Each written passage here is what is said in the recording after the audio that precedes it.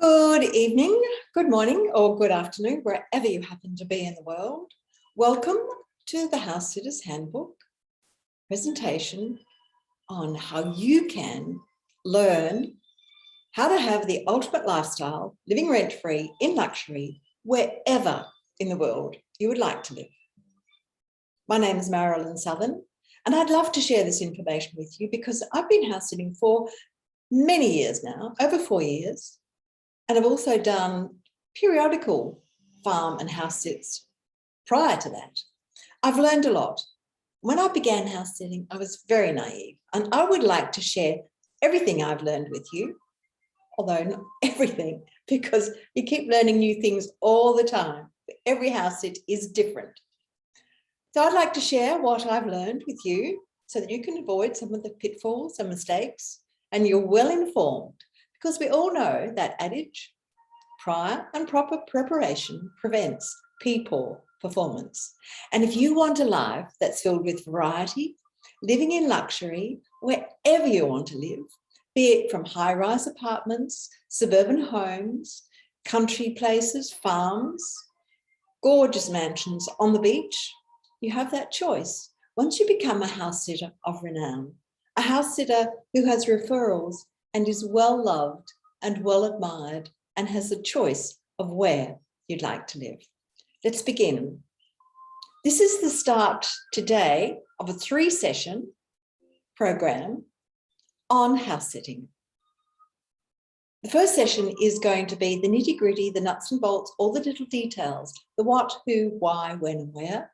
And the way I'm going to present this is talk over a presentation, a PowerPoint slide presentation I have that has a lot of photos. That'll remind me to keep on track rather than digressing off with some of the interesting stories that I've had and adventures I've had along the way. Part 2 will be about pet care, animal management and animal behaviour. You will find that about 50% of the homes that you're going to house sit do have animals. A variety of animals, although the most common that I have come across are dogs. And there may be 1 or 2 dogs or more. And every situation is different. Like humans, every dog and their owner has a different personality. And the last session will be, number 3, will be on the tips and techniques, hints and hacks that will enable you to achieve that referral status, where you are being invited to go and house sit for people, and you can pick and choose where you would like to go, where you would like to spend your time. So I'm just delighted to be able to share this with you. Let's begin. I hope this will take about 45 minutes, and I look forward to your input at the end of this session.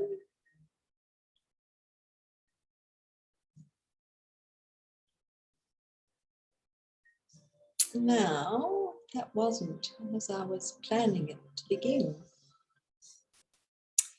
House Sitters Handbook. The what, the why, the where, the how. Why would you like to become a house sitter? Because it is the ultimate freedom, and this will enable you to prepare to live rent-free wherever you choose.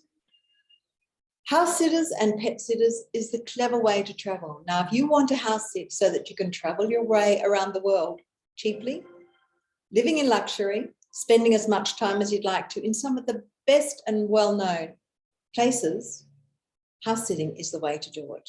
And you know, you can get paid for it. You can experience the world. Wait though until COVID has expanded barriers and regions and given us access to the rest of the world. Or you can explore, as I do now, my doorstep. I'm fortunate that I live in Western Australia, which has had very few lockdowns, and we have, compared to the rest of Australia, the ultimate freedom in our state. We are able to explore a state from the south coast to the north coast, from the beautiful pristine beaches of Esperance on the south coast and the Southern Ocean, all the way through Western Australia, up to the Kimberley, up to the very north of our state. It's all available to us now. And there are so many homeowners who are just desperate to get away out of their homes and enjoy some travel and make the most of the ability and the freedom that we have at the moment. This is part 1 of 3 sessions, Becoming a House Sitter of Renown, and is the what, why, who, where, and how. All the nitty-gritty, all the details. The what is it? Put very simply, house sitting is a mutually beneficial service for both homeowners and house sitters. Homeowners, it provides security. It also provides pet care. It provides an intelligent, informed adult living in the home for peace of mind should something happen. For pet owners and homeowners, it enables the pet to live comfortably without the stress of being moved to a kennel or a boarding facility. It enables the pet to have their normal routine, their normal feed times with someone in the house who's going to look after them and take care of them. Beloved, precious pets, and you will find in your house sitting journey that there are a variety and everyone is unique. From the very aloof cats who take some time to get to know you, to the rescue dogs who have a habit of digging and chewing and who require some careful management when they go out for a walk. Why? Also because people love their homes and want their homes to be looked after. So those people who've got lots of pot plants and gardens do require someone in situ to take care of it. And in this particular farm, there are a number of animals: horses, cattle, alpacas, sheep, chickens, trout that need to be managed, and 2 gorgeous dogs. Staying at home is better for animals. Plus, it gives you a little bit of a treat for surprises from time to time. A new foal arrived, unbeknown to everyone. A very aloof cat. And of course, you do get these gorgeous surprises from time to time when you're able to farm sit. Little family of ducklings.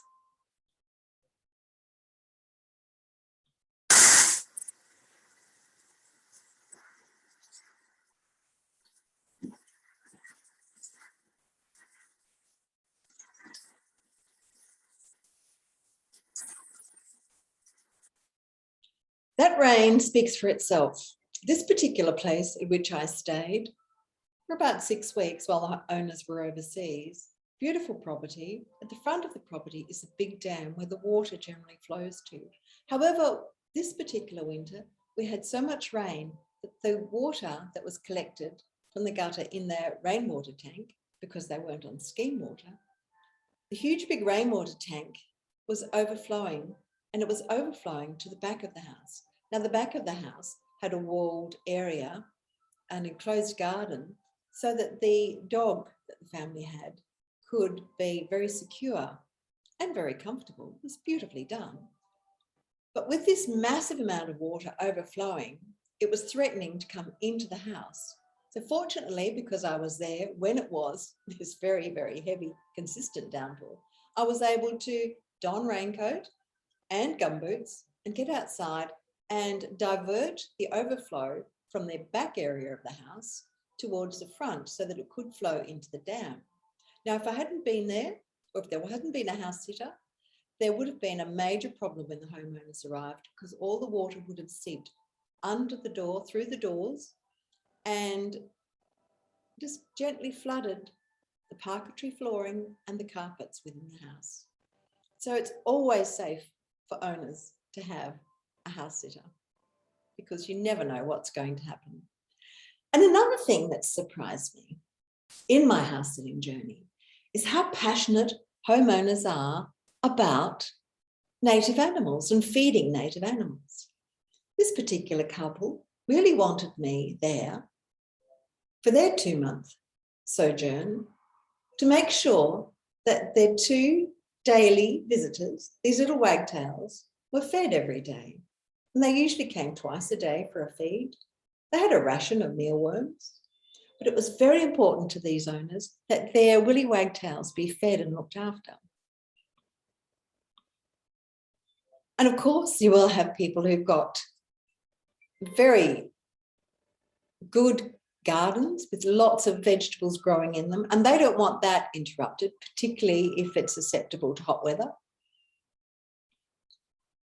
And another one that I found in my travels is a cactus lover. Now, he was very particular about the management of a cactus and really wanted the house sitter there to make sure that the cactus were watered properly. There were a variety of ways to water. Some required a fine spray, a mist. Some required a more vigorous spray. Others were watered on a very strict schedule out of a very fine watering can that only gave a very small amount of water out of the spout. And under his window in the bedroom was a long table that was full of very small pots, and some of them in glass containers, as these were babies and he was nurturing these, and there were very strict instructions about how to manage these babies so that they survived while they were away. Good learning curve for me. I've not been passionate about cactus all my life, but I'm aware now of the intricacies that are required if you want good cactus. Who house sits? People like me, independent women who like variety in their life, love a challenge. Independent men do it as well. I do know of some men who do house sit and do quite a lot of farm sitting on their travels.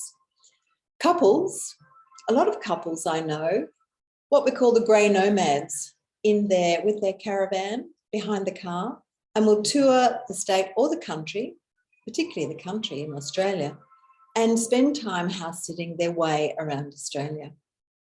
This enables them to get way off the bitumen and to do some exploration in some of our more remote locations. A lot of these people do this for a length of time and get paid very handsomely because they'll also be contributing to the income of the property. Retirees, and I do know of a couple I've met who like to house sit at least once a year for about 4 weeks. They live in a retirement village where pets are excluded. Now, I find that pretty sad, but these people had to give away their beloved dog when they moved into a retirement village. But because they love animals so much, they go out and house sit at least once a year where there are animals, and they can get some of that comfort time.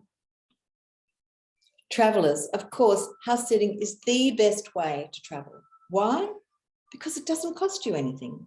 You can live in any kind of accommodation that you choose. Really, it's up to your preference what you like to live in and how you like to live, whether you like to live in town or whether you like to live in the country, whether you like to live in the suburbs. For me, I regard myself as an explorer, and at the moment I've got a 6-week stay in the town of Margaret River, which is in the southwest of Western Australia. And this is a very highly desirable tourist location.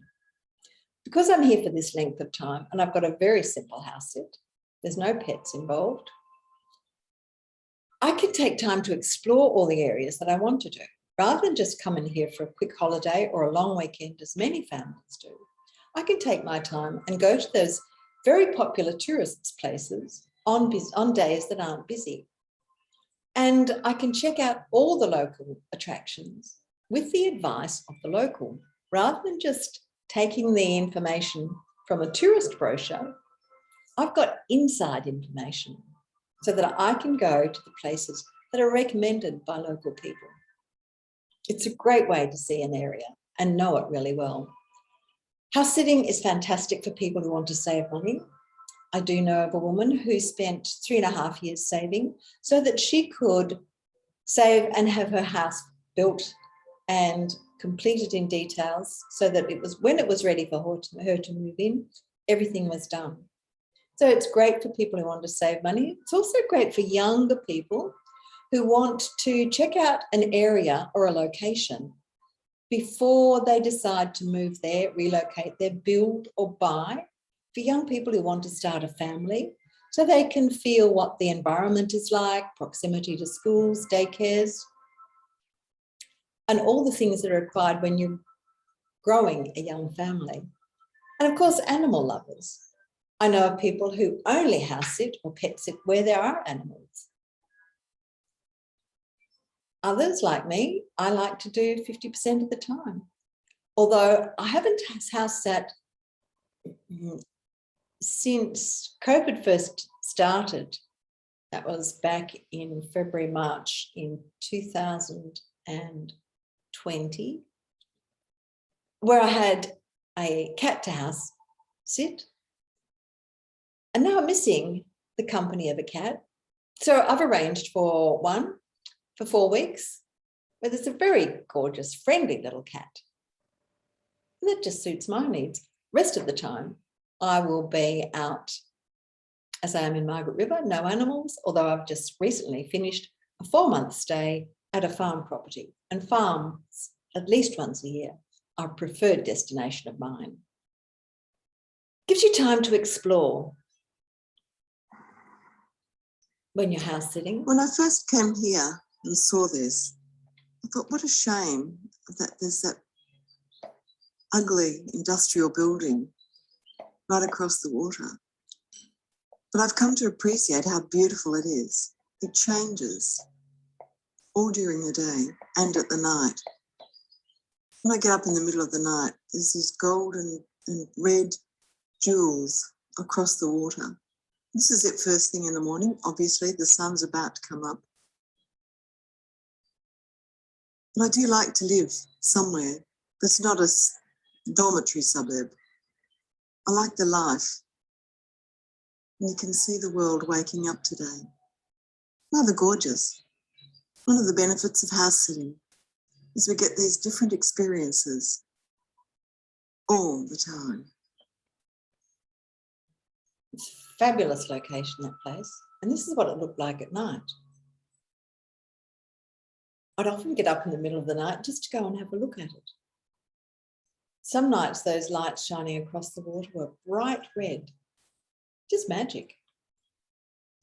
In city living, now this is a place that I do enjoy sitting at when I want to go to Perth for a period of time. And what I've found is that people who like gardening are serious gardeners. They give you the gift of easy care gardens, well loved and easy to manage. All you really need to do in a garden like this is simply enjoy. You'll find the reticulation is perfect.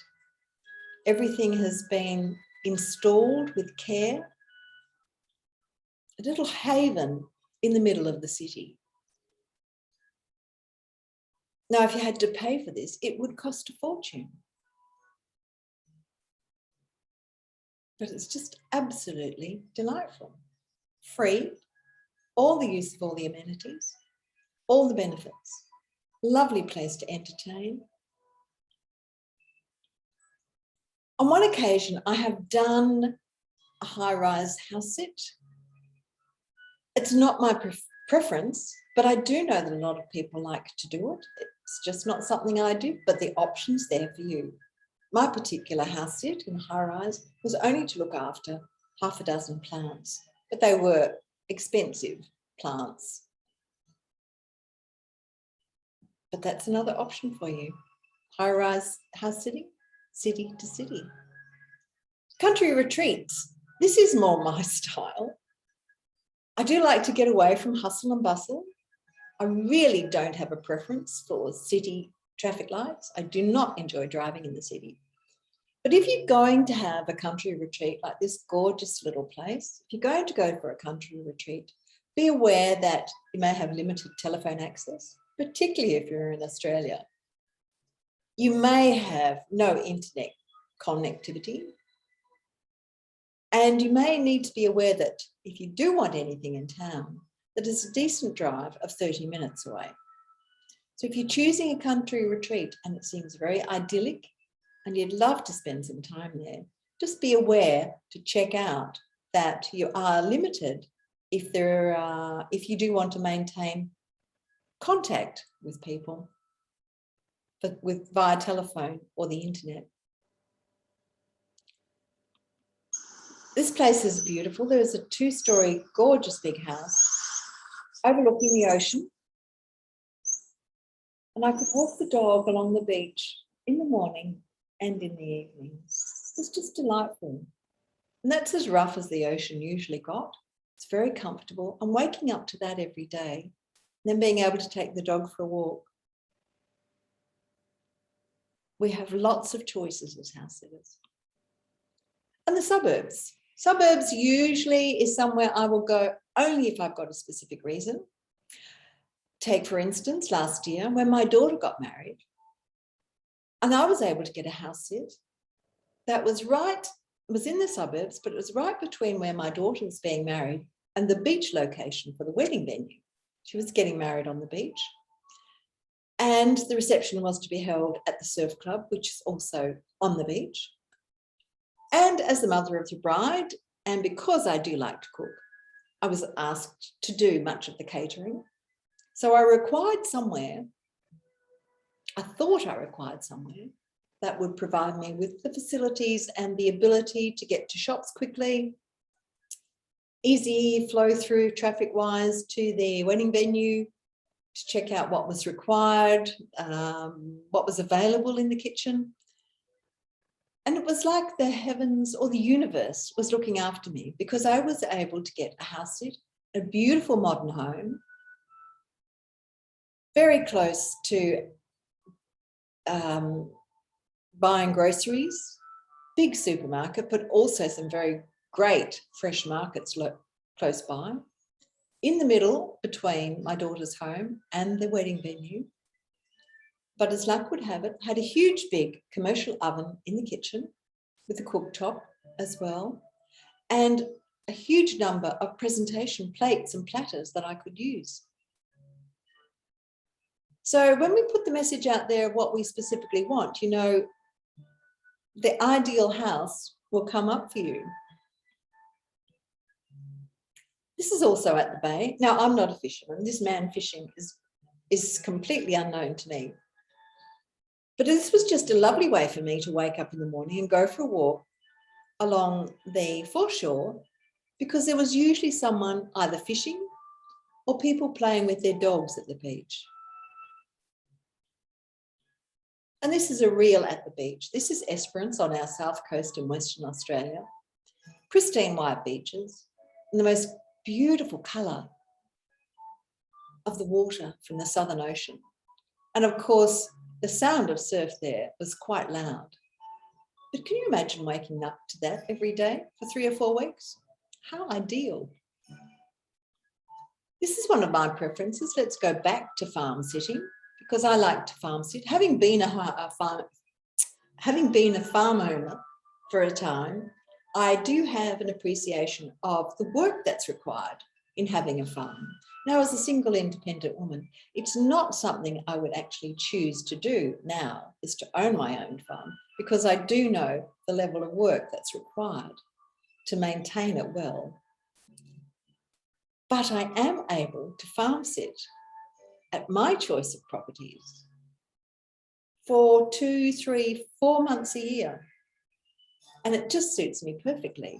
I can get that touch of the country, but I don't have all the responsibility of the daily maintenance. I simply need to care for it while I'm there, care for that and the animals. Unfortunately, I have a love affair with horses, so I'm frequently asked to look after properties that have horses. Let's go forward, not backward. And they're my animal preferences.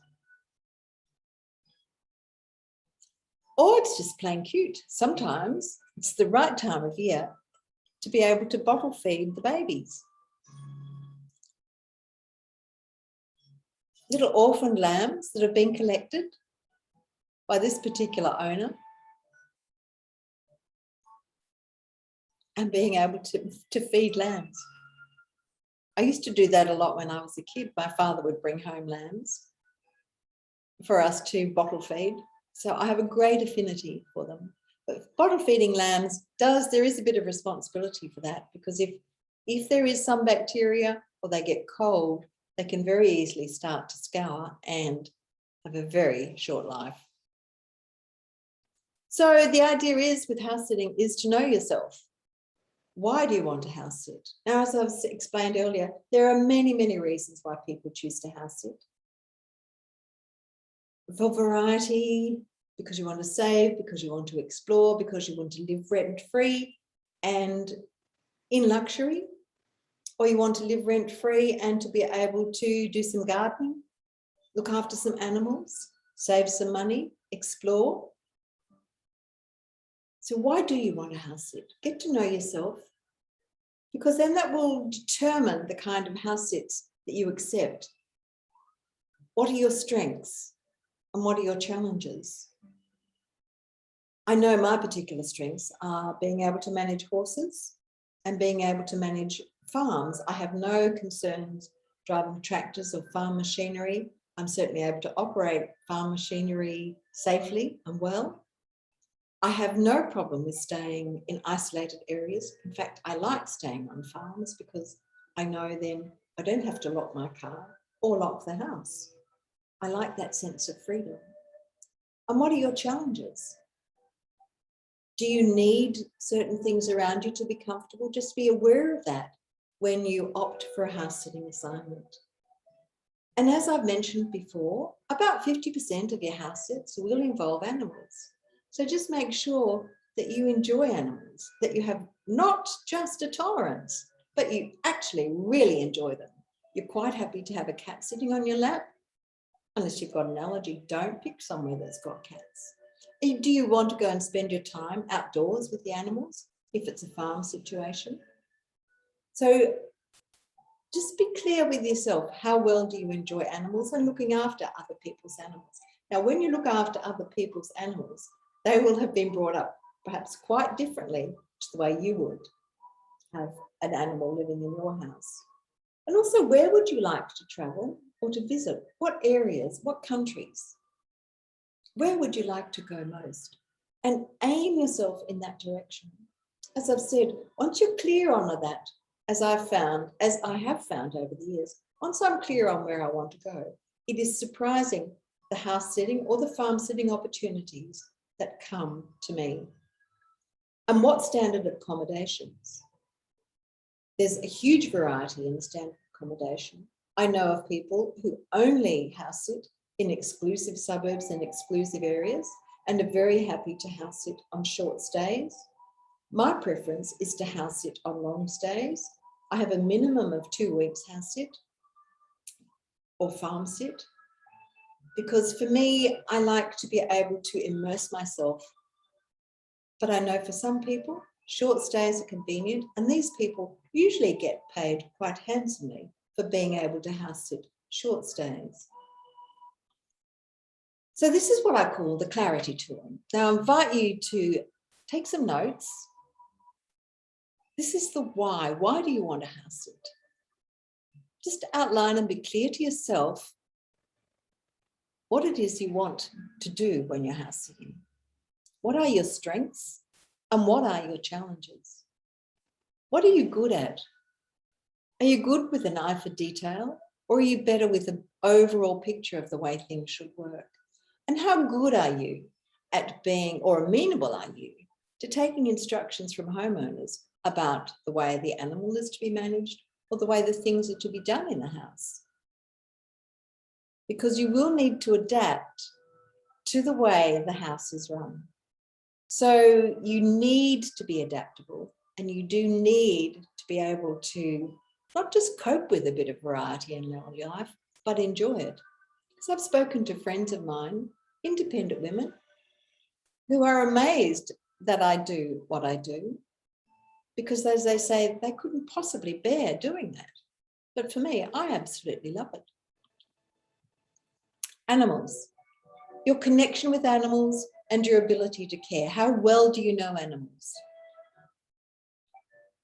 How much instruction are you able to have from homeowners? Some homeowners will not have their animals in the house during the day, whereas I know other homeowners, and I've been to homes of friends, certainly not family, been to homes where animals and dogs are allowed to sleep on the furniture wherever they like all day. For some people, that's not a problem, but for others, that may be more of a problem. So be aware yourself of what standard, what connection and care you have for animals and your personal preferences. I'm not one for having dogs sleep on my bed or in my bed. And at one time, that was a surprise to me as the owners left in the afternoon. As the owners left in the afternoon, the woman said to me, "Oh, by the way, the dogs like to come into bed in the morning." I said, "What, into bed?" She said, "Yes, into bed. There's a stool beside the bed that the dogs, the Dachshunds, are able to leap onto, then leap on the bed, and they like to go in between the sheets." Now, this isn't something that I was prepared to have happening, particularly as I knew these dogs went out in the morning. When I woke up, I would let them out. And you know what Dachshunds are like. They've got tiny little legs. They would go out onto the lawn, get themselves, their tummies all wet, their feet wet and sandy, and then want to come leaping into the bed between the sheets and snuggle down to my feet. So that's not going to happen. But that was a normal expectation. But for the duration of while those owners were away, that didn't happen. Those dogs were not allowed into bed. And what do you need to know? There's a lot of things, plethora of information to have handy when you house sit. I began house sitting very naively. I assumed because I had been a homeowner, because I had been a farm owner, because I knew animals, because I knew horses very well, I assumed that I knew everything you'd need to know. But everyone lives differently. And you do need to ask a lot of questions. And you do need to have a good eye for detail. So how to begin? Exactly the same way that I did. I would suggest you Google it. Now, when I Googled it, I found there were a huge number of sites on the internet, and I have narrowed the ones down that work for me. And you find that some sites provide a lot of information, some sites provide little information. What I suggest you do, and I really recommend that you do, is to go through each of the house sitting sites and see what they offer. How much does it cost? There is usually an annual subscription, so find out how much it's going to cost you and the way that it works. The usual way that it works, and the way that I prefer that it works, is that there's a house sitting assignment posted on the site. If it suits me, then I will send in an application. I have a standard bio or response to the house sitting offer, and I'll also send a separate response requesting contact within a certain amount of time. Some do it the other way around. They want the bio of the sitter posted, and then people, homeowners, approach you for it. That doesn't really suit me. I like to be in charge of where I want to go, and I like to be able to make the choices. And the other information you need to know is references. You'll need to have some sort of references, but I do recommend you go through all the sites, find the ones that suit you the most, that are within your price range, and register with those. Once you've registered with them, you will receive regular updates about house sitting positions that become available. Be clear about your expectations. Are you comfortable with cozy, cottagey type clutter? Or do you want something that's more gracious? Expect variety. A very simple kitchen. There's no way I could have done a massive cooking for over 70 wedding guests in this kitchen and stayed a happy, smiling mother of the bride. And this particular kitchen was absolutely beautifully designed. Everything was in 1 or 2 steps away lovely spacious kitchen, all the mod cons, drawers that were filled with really good cooking equipment and that were soft closed. You didn't have to open a cupboard and find your way, navigate your way around to the back of the cupboard to find pots or ovens, or pots or fry pans or cooking utensils. Kitchen knives were all sharp. It was just really easy to stay there in that home. Or, of course, you've got the other extreme, which is a very basic wood-fired oven. That wasn't the only cooking appliance there, fortunately, but it was fun to try it for a while, and it certainly kept the kitchen warm in the winter. And I made sure there was plenty of wood available so that I could start the fire up in the morning and made the kitchen and the house really warm. But it was also quite fun to use, lighting the fire, a big pot of pumpkin soup sitting on the top there, and some pumpkins and other vegetables roasting in the oven. So there's lots of variety to choose from. Every home is different. You will find that there is very gracious living with some beautifully appointed details, and there are others that are far more casual. Outdoor might have a lovely outdoor area that's perfect for entertaining, perfect for spending summer evenings. Others may be a lot more basic. The neighbours simply over the fence, popping their heads over the fence to say hello. Expect variety. And what you need to do now is take action. Register. Decide on where and when of the assignments that are on the site with which you've registered are appealing to you. And then send in an application. Draft your bio. Have a condensed bio. Some sites do suggest a certain number of words, but just have a short condensed bio of why you would be a good choice and your experiences in life. And gather references, because some homeowners will ask for references. Some homeowners will ask for references and you provide them, but they don't contact them anyway. My experience has been that when I talk to a prospective homeowner that I haven't met before, it's usually something that is a connection is made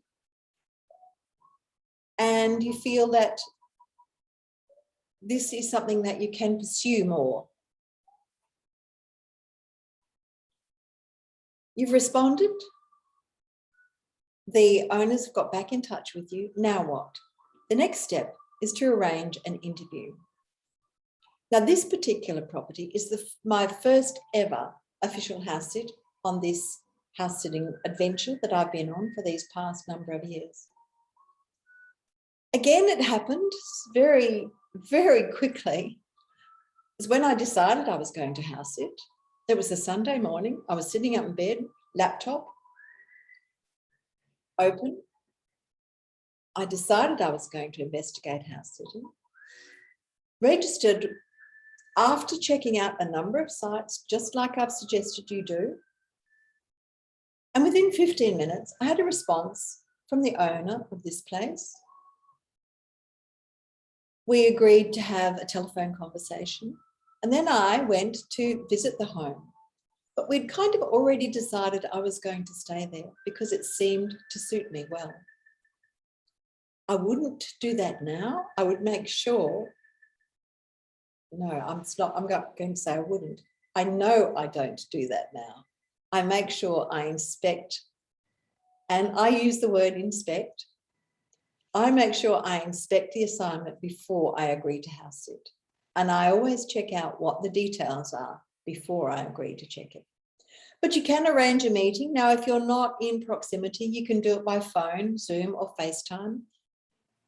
And what I also do at that time is provide what I call my welcome information PDF. Now, this is a 7-page document, information sheet, that lists down all of the things that you will need to know. The local area. It will also detail the contact information for the owners, travel itinerary. You will need a copy of the travel itinerary, the departure and be very sure about the departure times and when they're going to arrive back home. You'll also need some emergency contacts, relationship with the homeowners, and also the neighbours. Very important to get the neighbours' contacts, as I have experienced. When I was at a house sit, the property was along 30 acres in a row of properties that were 30 acres, which meant they were long, narrow properties. And the house was situated kind of halfway down, or a bit further than halfway down the property, as the neighbour's house was. They were they were really situated more to the back of the property than the front. So they had long driveways that went from the house to the front of the property and the road.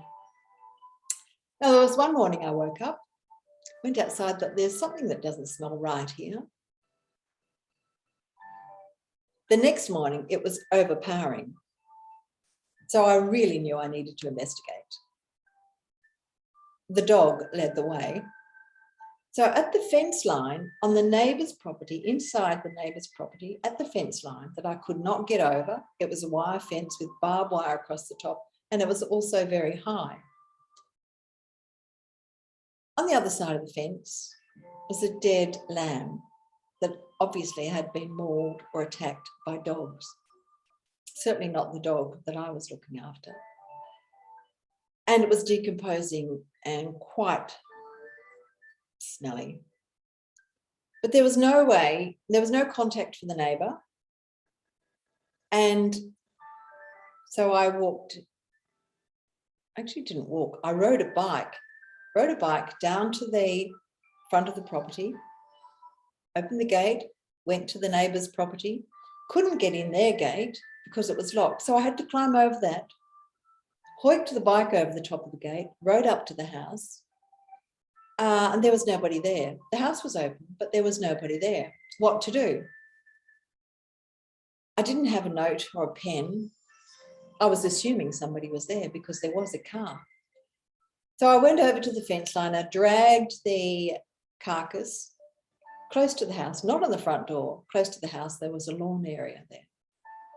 Then went back to the house that I was looking after, wrote a note, repeated the same thing, cycled down to the front of the house, to the gate, front of the property, down to the gate, into the neighbour's property, climbed over the fence, hoiked the bike over the fence, rode up to the house and left the note at the door. I had no response from them, or thanking me or letting me know. But I have learned that it is really crucial to make sure you get the details of the neighbours. And make sure you visit the home. Keep your options open before you do a formal visit of the home and meet the owners. Meet the pets, get the assignment details, and make sure you're comfortable with it. The assignment details, what kind of pet care, how the place is managed. This particular dog was able to, because it was epileptic and deaf, it was able to use the tiled floor as its toilet. It didn't have to go outside if it couldn't find outside. But I could always leave the door open. So it took a couple of days before my assiduous training to urge the dog to go outside to make sure that I wasn't cleaning up urine from anywhere in the house that was a tiled floor. Take your time and get a feel for the place, the pets, the livestock, and what's required. Make sure you know all the details.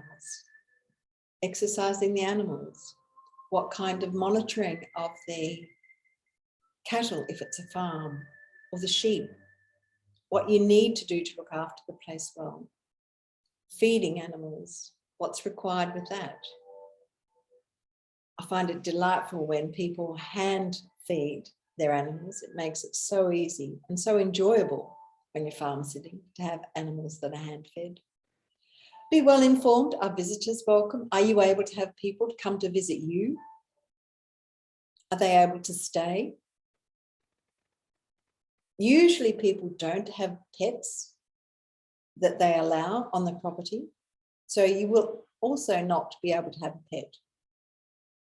And the other thing is you won't be able to be a smoker. So be well informed, visitors and members of the family likely to turn up. And this has been a recent experience of mine, that members of the family, the father of the owners of the property, would like to turn up sometimes daily for a week. And then twice, the mother decided that she would like to turn up as well, and simply would ring and say, I'm turning up at whatever time and I'm staying overnight. Not really convenient. So make sure that you're well informed about your ability to have visitors, and will other family or other friends be expected to be accommodated whilst you are house sitting. This is Fenton. I've included Fenton because he's such a delightful dog. I met Fenton when he was a puppy, when I was looking after not his place, but other house sit who were friends of Fenton's owner. And he was named Fenton because I don't know if you've watched their YouTube Fenton, but take a look at it. This is why I suggest you do, because there is Fenton, Fenton, Fenton, off investigating. If there are horses, make sure you meet the horses before you take over, and what the requirements are. Will they be locked in at night? Do they have freedom? Make sure that you're familiar with them. If you are looking after horses, always make sure that you can get them with eye contact and you can see their eyes and that they are moving freely. There are no wounds on them. Tractors, if you are farm sitting, make sure you have a spin of the tractor and that you can drive it. It's a little embarrassing when you say, yeah, I know how to do that. And when the owners leave, I've forgotten how this works. Farm bikes, quad bikes, I'm not happy with two-wheelers, but I'm very familiar with the quad bike. This is my granddaughter came to visit. So together we went up to feed some hay to the cattle. Lovely benign bull there. And she rides quad bikes much better than I am. She's been riding a bike since she was 4. So I was very comfortable with her handling that. And check the house rules. This place had a trout pond and a hydroponic garden that was attached to the trout pond. The dogs were not allowed in that area unless they were supervised, because the trout become very active, excite the dogs. And as I learned once, they would then start to run around the trout pond and pull the mesh off and then thus dismantle the water coming in and going out. Because house rules vary. Some dogs are able to sleep on furniture, even on the leather lounge furniture.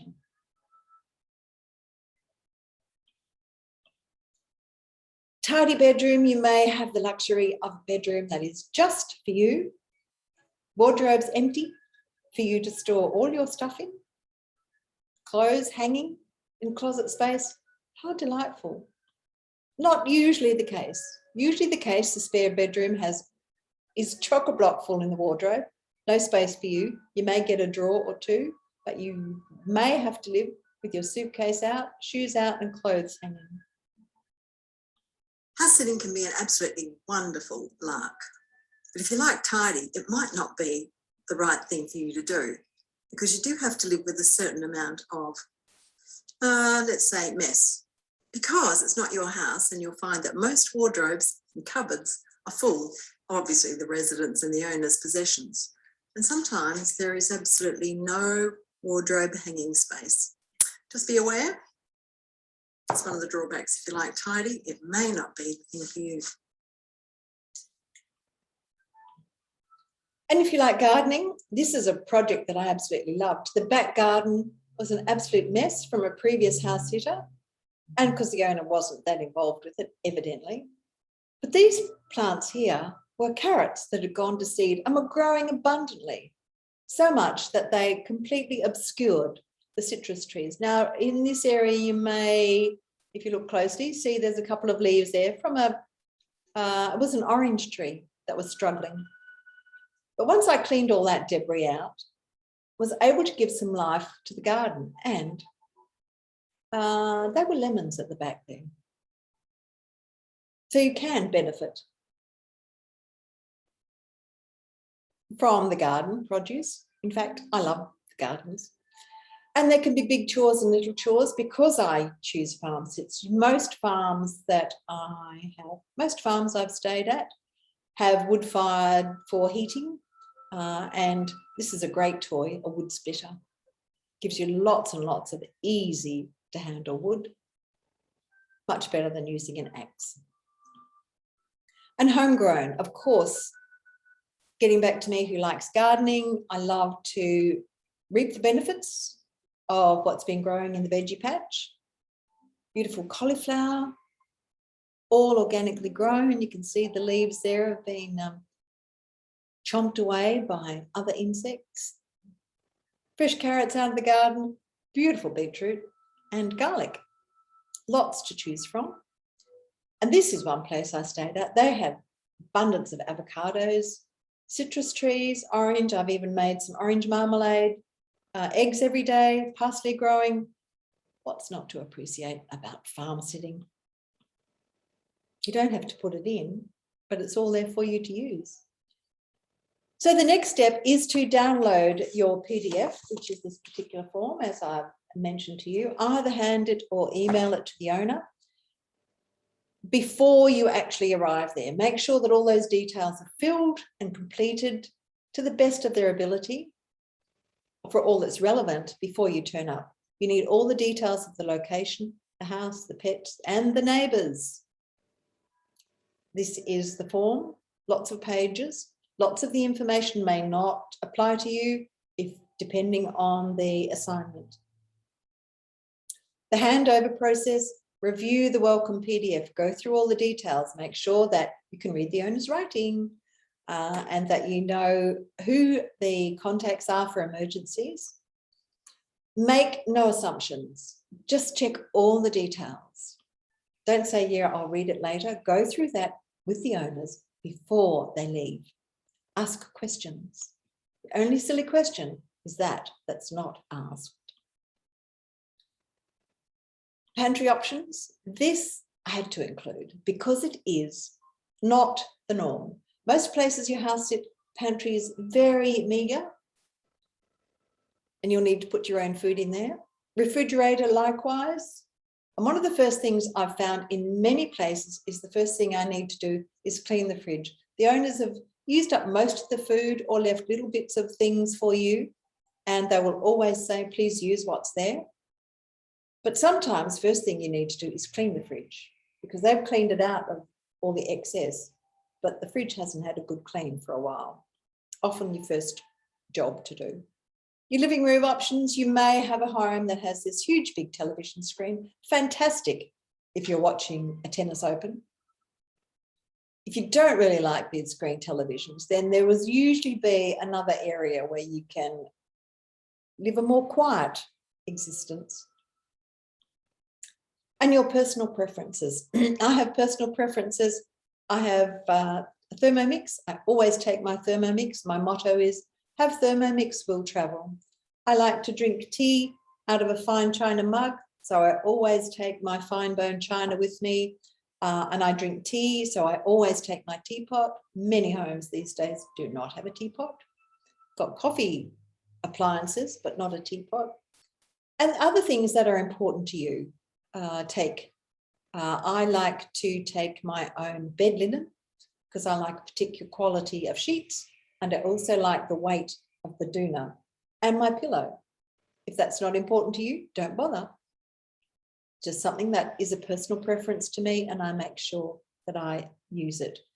And make yourself at home. Once the owners leave, now with the handover, some owners prefer that you are not there. They will tell you where the key is, and they will leave at a certain time, and you're invited to go to the home after.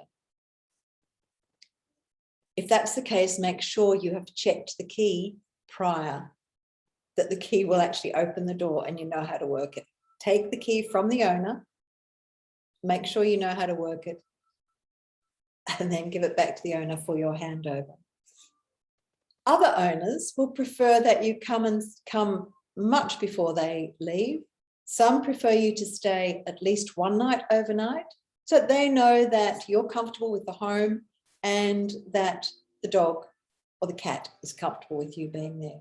Usually, as people who have a great affinity and love for their animals will want you to stay overnight before they leave.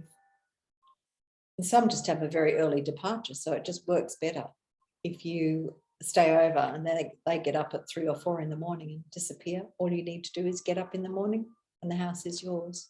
Always make sure you check through everything as soon as they've gone. So what I suggest is you make yourself at home.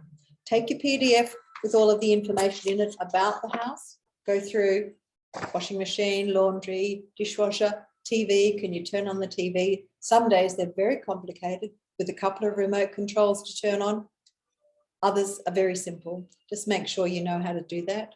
Summertime, pour yourself a glass of wine, sit out and enjoy. Winter time, when it's winter warmth and you've done that, your house is yours. Make sure the fire is light, pour yourself a glass of red and get your book.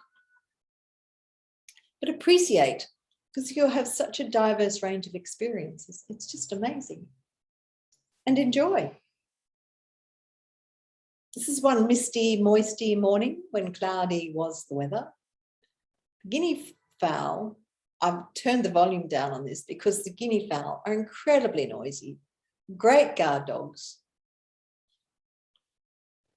House Sitters Handbook. So what you've learned today. What is it? Why? Who? Where? When? And how? Options are yours. You can have the ultimate lifestyle of your choice. Download your welcome information PDF so that you've got all the information. Go through it so you know what you need to know. There's a homeowner's guide as well, because some of the people who'll be viewing this have not had a house sitter before and they want to know what it's all about. So there is a homeowner's guide, what the homeowners need to be aware of to prepare their home for a house sitter. And the house sitting sites. Go through, Google the house sitting sites and choose the sites that you prefer. Register with them. There's a Facebook House Sitters Handbook private group for question and answers, and there'll be a weekly live session to answer those questions. House Sitters Handbook, and there is an email, housesittershandbook@gmail.com.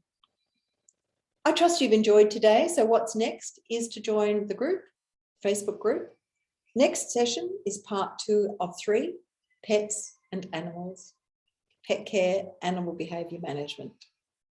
It's always something different to learn.